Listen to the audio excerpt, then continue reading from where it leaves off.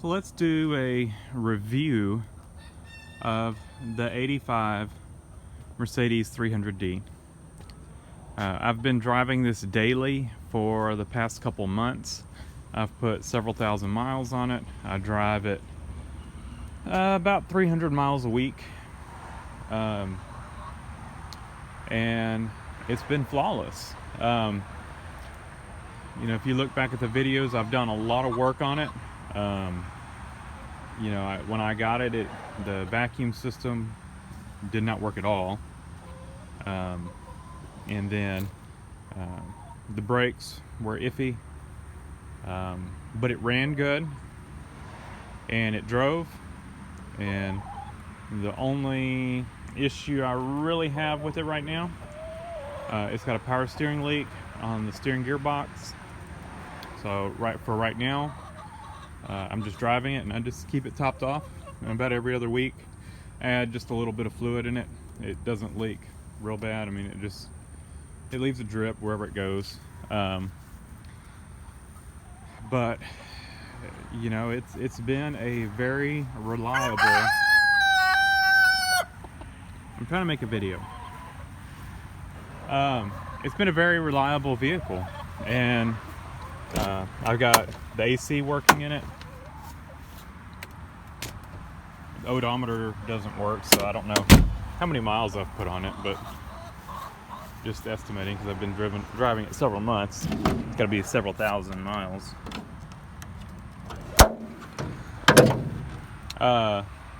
The motor mounts I put in it, because I put new motor mounts in it, are not very good.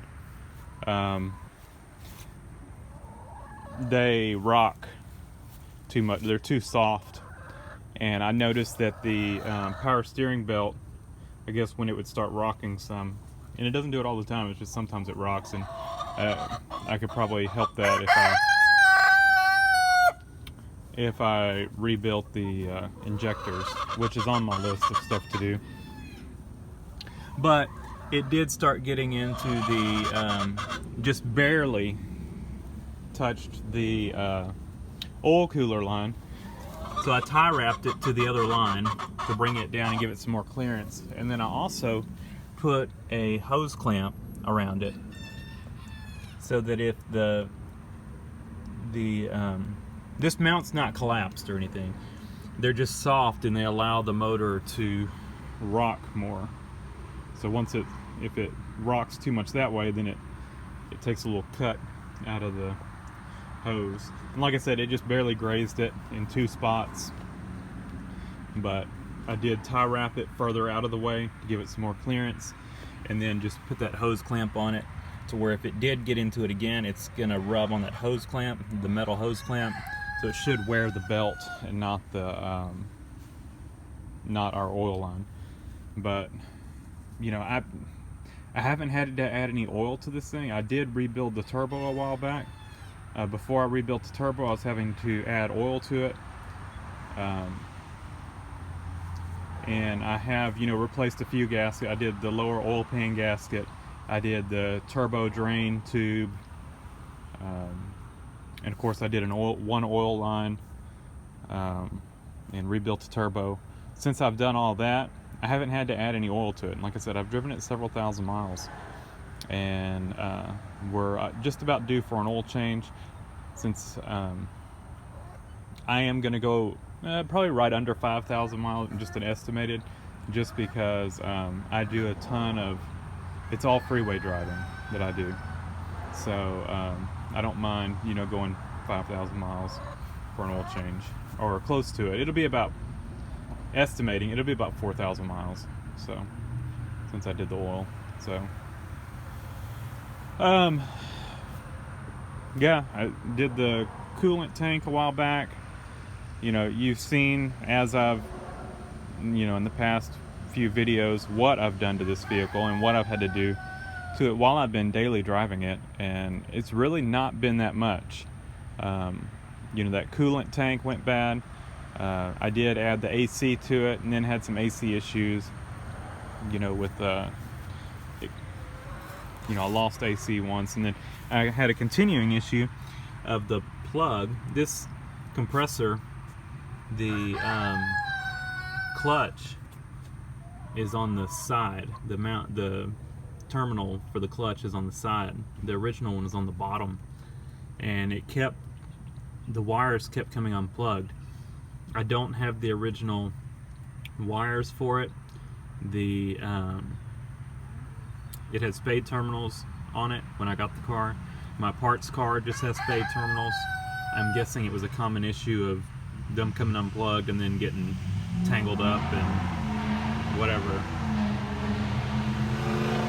But what I found out worked was I went to the parts store and bought a GM alternator plug. You know, this would be like for the 80s Chevy pickups that had the 2 spade terminals. You know, basically the alternator that looks like the 1-wire ones.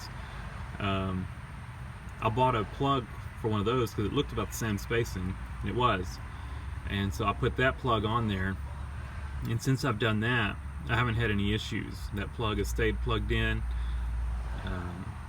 You know, it has worked well. And that's it. You know, it's been a very reliable vehicle. I really like it. Really, the only negative thing to this one is the looks of it. And I can't say that I don't hate the looks of it. You know, I don't know that if it looked perfect. That's where I'm conflicted, because I'd paint it and everything, and I probably will end up painting it just because it needs paint. But I really wish that I had a original one that had a little bit better original paint. I'd prefer that than having a nice, pretty repainted car. So there's not really a straight panel on this thing. Maybe we've got a straight, nope. Let's say we had a straight panel, but not right there. I have had an issue where the trunk comes open on its own. We'll be driving down the road and the trunk just comes open. So I'm not sure what the issue is on that. I'm gonna have to figure that out. I might just need to check the adjustment on the hood latch. It may be like, I don't know. I work in where I work, there's a parking garage, so I go up a lot of ramps, you know. It may be when the car gets tweaked, you know, at a certain position, maybe it pops the trunk loose. I don't know. But I'll check the hood, the linkage and stuff, and make sure nothing's binding up, or and check the adjustment of the latch itself. But yeah, like I said, there's not really a straight panel on this thing. This panel right here is straight, but it's got the thing there, and it's had some previous Bondo work in here. I guess somebody got into something. Door is dented. The driver's door, I guess, is the best one. It's actually in good shape. And I'd say this one is straight, but it's got a dent right here. And I think this one over here has got a dent right here in the front. Yeah, right here. So the hood's good. We've got a good straight hood from what I can tell. And the roof is straight. So once I get ready to do the body work on this thing, it's going to be a lot of work. I was hoping my parts car had 4 good doors, but they're rusted out at the bottom. So I might still keep a lookout on some good doors. That would save a lot of body work if I could get 4 good doors, because that's the majority of where the body is really rough on this thing. Inside, let's say it's my temp gauge is intermittent. It creeps, it jumps up. I'm not gonna say it'll be at the normal, about a normal operating temperature, and then it all of a sudden just pops up about halfway to 250, and you can do about like that, and it pops back down. So it's got an issue. The fuel gauge kind of does the same thing every once in a while, where it kind of jumps to a different position, and then you can either hit a bump or tap on the side and it jumps back where it should be. So you know, we've got, they're probably dirty, I don't know, or maybe it's a loose connection, who knows. But the odometer doesn't work, the clock doesn't work, so, and then it's busted out right here. So we're going to take the gauge cluster out of the parts car and put it in here. I don't know if the gear ratio on this one is different than the 83 parts car, so the speedometer may not be correct, and if so, we'll have to swap the speedometer back in here. But I'm going to start with swapping the parts car one because it's got a good needle. My needle's all messed up. If it's right, it's right. If not, we'll change it out. Climate control has been working perfectly. The only AC has been working. Well, I say working perfectly. The vacuum system to it is not hooked up because it does have a vacuum leak. So right now it comes kind of a little bit out of these vents, the center vents. It blows good out of the side vents on both sides, and it comes out of the defrosters. So that's what I've got. But I don't know if that's what it defaults to, or if that's just how mine is currently, how the dampers are done. But I'd say that's a good trade-off if it's not going to work, if you're not going to be able to adjust it, you know, because I don't have the vacuum system hooked up. To me, that's a good trade-off because you've got defrosters and you've got vents. And so yes, when you're sitting in hot traffic, you know, the windshield does get hot, so the defroster's blowing off the hot windshield. You don't get as cool air coming out of here. You do still get cold air out of here, so it definitely would be cooler in here if I could get it all through the vents. But I just haven't been able to take the time to troubleshoot the vacuum leaks. The little vacuum solenoids in here are really hard to get to, and I probably have some bad pods, vacuum pods. So I think the best bet when I have some time to troubleshoot this, like I said, I've just been driving the thing and I can do without the climate control working perfectly right now, is to probably just go ahead and pull the dash out. And then I've got better access to everything in here, and some of the pods you can only get to with the dash out anyway. So I'll probably pull the dash out of here, pull the dash out of the parts car, and hopefully between the two I can come up with enough working dash pods to get this thing back up and going. If there is a place I can order them if I need to. The other thing that is not working is the door locks, which that's another thing that, you know, I'll eventually address, but for right now I'm okay with just manually locking and unlocking all the doors. Let's see what else. And I've just got it bypassed. There's just a big vacuum leak there somewhere.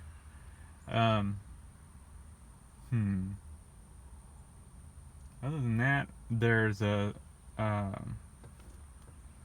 brake support rod mount is loose, so when I hit bumps it rattles, so I'm gonna have to address that. It's just annoying right now. It's not loose enough to cause any issues. You just hear it when you hit a bump. It's a little bit of a rattle. I think that's about it. I guess we could do a startup. This ignition switch is kind of worn out. I did put a new, it was hanging up. So it would hang up trying to turn it off. So I thought it was the tumbler, so I replaced the tumbler, and it's still doing the same thing, so it wasn't the tumbler.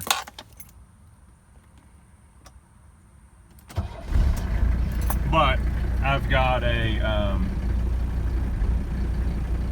I can, when I end up pulling the dash out, just pull the whole ignition switch assembly with the steering lock, all that kind of stuff in there. I think it's something to do with the steering lock that's getting hung up, but I'm not positive on that. Yeah, it's running. I'm sure you can hear. AC's on. Oh, and the mono valve is not working. So heat does not work when you're going down the freeway. It only works when it's idling. The fast cooling, when the coolant's moving fast through the system, it overrides the mono valve and shuts it off.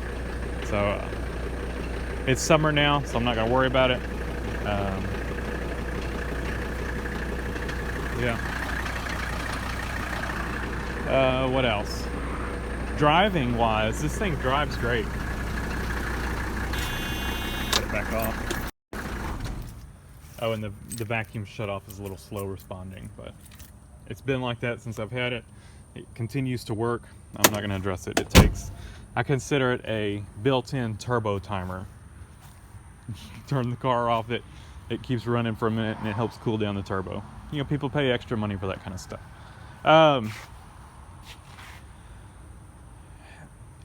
Driving it drives so good. I really love the way it drives. It drives and it handles well, it rides well. You know, it's just a good driving car. It's tight, surprisingly. It feels tight. You know, all the rubber bushings on this thing look awful, but it feels tight. It handles well. It's just surprising. Performance, it's decent. It's awful when it's cold. You might just start it up, let it warm up before you go anywhere, and then it'll be pretty good then. Let's see, it's very sluggish from a stop. Once it gets moving, it's decent. The initial takeoff in first gear is just, it's slow. And I've still got a little bit of I need to figure out some of the shifting on it. It shifts too early out of first gear.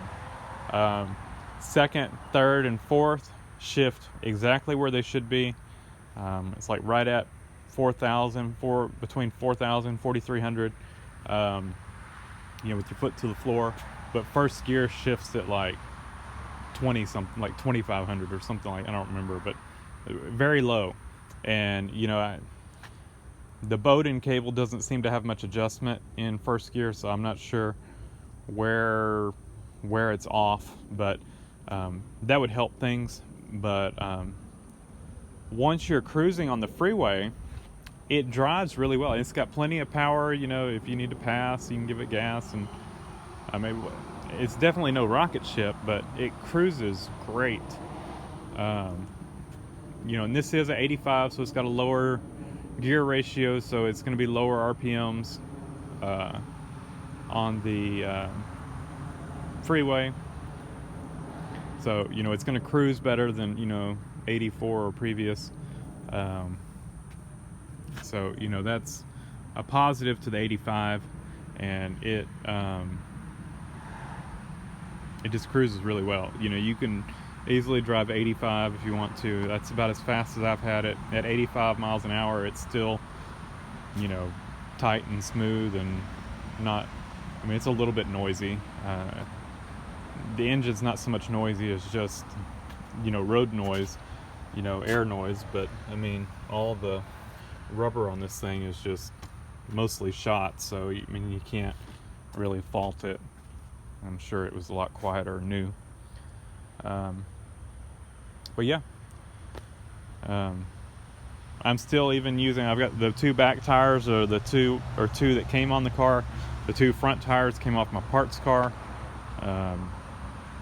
I do have two tires that I bought for it, but when I bought the parts car, I moved the two tires from the parts car on here just because they're older. You know, I need to use them up before they get too old. But, you know, tires have been great. car runs great, drives great. I had a brake light go out. That's pretty much it. Replaced the bulb. Runs great.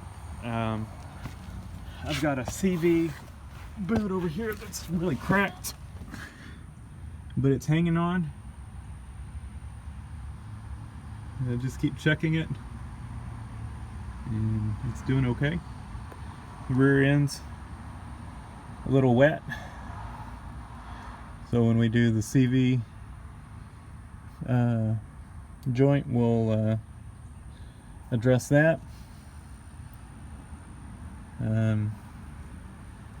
Surprisingly, the rear tires seem to be wearing evenly, so I'm not sure why the one tire was so bad. Looks like we might have an issue with this tire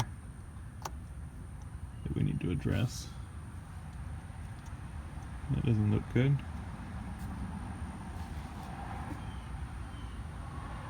See that? We're gonna have to deal with that. Yeah, where was that? That distracted me. Yeah, when I got this car, one of the rear tires was just really worn on one side, which made me think that the camber was way off on the rear end, but it may not be. I haven't checked it or anything. It may have been that tire came off of some other vehicle, or maybe that tire, we had some worn steering components in the front that I replaced. That tire could have been on the front, and because of that, it was wearing them. But, I don't see any noticeable wear on the front tires right now. So all the tires seem to be wearing evenly. So I don't know what the deal was with that tire, but who knows. I did do a Carfax on this thing. I know this video is getting a little long. I did do a Carfax on this thing. It had I was trying to figure out exactly how many miles the thing had on it, and it had regular odometer checkups with reporting mileage that was increasing up to about, I think it was about 7 or 8 years ago, maybe 10 years ago. I don't remember exactly. And that's kind of where it hit the spot where the mileage was consistent, the same, where the odometer broke. So it has like 147,000 on it. Add at least 8 years to that. I'm gonna guess it's got probably another 100,000 on it. I think the thing's under 300,000, but the engine runs great. Transmission's great. It does not act like a vehicle that's got 350,000 miles on it. So I think it's more, at the most, 250. Maybe just over 200,000. Who knows? The guy I got it from, it was just sitting in his yard. He obviously was not driving it. I have no idea how long he owned it. So, however long he had it, it probably had no miles on it. So, all right, so that's it. If you've got any questions about this car, leave a comment down below. Hopefully I addressed any questions.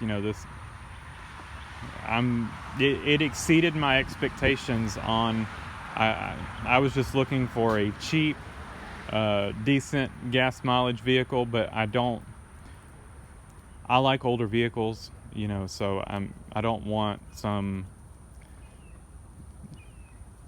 common newer vehicle. I like something unique. I do get thumbs up going down the freeway, stuff like that. People see the car, they like it. You don't see them too often on the road anymore, and it's kind of a shame because they're great vehicles. I don't know. I guess people have neglected them. Just like my parts car. They didn't keep the oil checked in it, and they blew the motor up. So it's a shame because it was a nice car at some point. So, like I said, if you got any questions about it, leave a comment down below. I'll try to answer them to the best of my ability, but yeah, if you're thinking about getting one, as long as you don't mind doing the work yourself, because you know, an older car like this could possibly eat you alive if you take it to a mechanic. But if you like working on cars and you want an old Mercedes diesel, they're not that difficult to work on, and parts are not expensive, and there's really not a lot to go wrong with them. If you don't mind some of the doing without some of the luxury features like the climate control, you know, like I said, mine's not working right, but I do have AC and I do have heat, and the door locks. The rest of the car is really simple, and you know, they don't seem prone to wiring issue. There's not a lot of wiring on them to begin with. You really don't need, other than the alternator, there's really not much wiring required for the engine. I think you've just got the wiring to the sensors. There's a switch to cut off the AC. You got the AC compressor, and you've got the wiring for the alternator, and that's pretty much it. There's not much else on this car. And the glow plugs. So, all right. Leave give me a thumbs up if you like the video. If you want to see more, subscribe, and I'll see y'all on the next video. And coming up on this car, I don't know. I'm just gonna keep driving it. So I don't really have anything planned in the near future to do to it. I'll swap the gauge cluster out. That's probably gonna be the next thing. Other than that, just gonna drive it and enjoy it. So, thanks for watching.